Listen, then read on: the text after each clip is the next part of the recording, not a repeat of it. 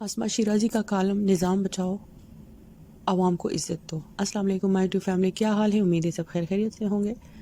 تصورات کی دنیا کتنی دلچسپ اور دلکش اور حسین ہے، نہ خیالات پر ٹیکس لگتا ہے اور نہ ہی خواب دیکھنے پر ڈیوٹی، نہ خوابوں کے محل تعمیر کرنے پر خرچہ، نہ ہی خیالی پلاؤ بنانے میں دقت۔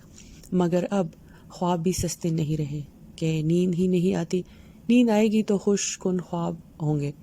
یہ رات بھر نیند کیوں نہیں آتی صرف غالب کا ہی مسئلہ نہیں، بلکہ ہر اس شخص کا ہے جو مہنگائی کے اور مستقبل کے خدشات کا شکار ہے۔ انقلاب فرانس کا یہ جملہ تاریخ کے اوراق میں آج بھی رقم ہے کہ ٹیکسوں، بے روزگاری، غربت، مذہب اور طاقتور حلقوں کے ستائے عوام کے دکھ کی روٹی اور سکھ کے سالن سے لا علم ملکہ یہ کہتی سنائی دی کہ روٹی نہیں تو کیا ہوا، عوام کیک اور پیسٹری کھا کر پیٹ کی آگ بجھا کیوں نہیں لیتے۔ اور یہاں تو صورتحال آج بھی مختلف نہیں کہ کبھی چائے کی ایک پیالی کم کرنے اور کبھی ایک روٹی کم کھانے کے مشورے پھر اسی دور کی جانب لے جاتے ہیں۔ محلوں میں فانوس کی روشنی تلے بسنے والے غریب کی کٹیا کے جلتے بجھتے دیے کا غم کیسے جان سکتے ہیں؟ بھرے پیٹ انقلاب کے نعرے لگانے والی خاتون آنتوں کی آوازوں کو کیسے سن سکتے ہیں؟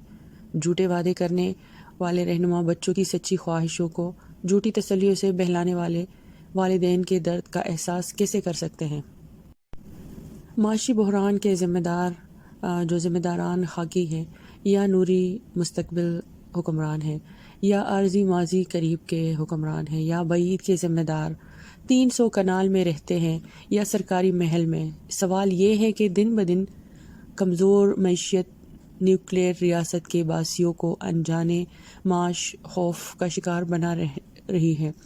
یہ بات اپنی جگہ درست ہے کہ آگے بڑھنے کے لیے پیچھے مڑ کر دیکھنا ضروری ٹھہرا کہ ہم نے خود کے ساتھ کیا کیا۔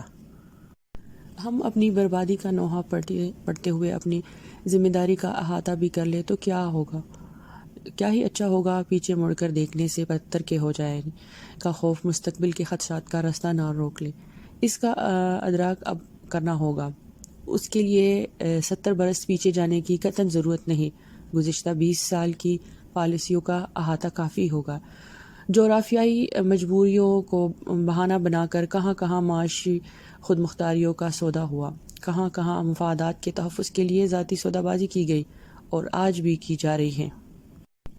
کب کب بند کمروں میں بیٹی اشرفیاں عوام کے فیصلے کرتی رہے، کیسے کیسے طاقتور ادارے عوامی خواہشات کو کچلتے رہے، عوام کے نام پر خواص منتخب کیے جاتے رہے اور ہائبرڈ نظام کے ذریعے ملک تجربہ گاہ اور عوام لیبارٹری کے بے بس، بے اختیار، بے زبان بنا دیے گئے۔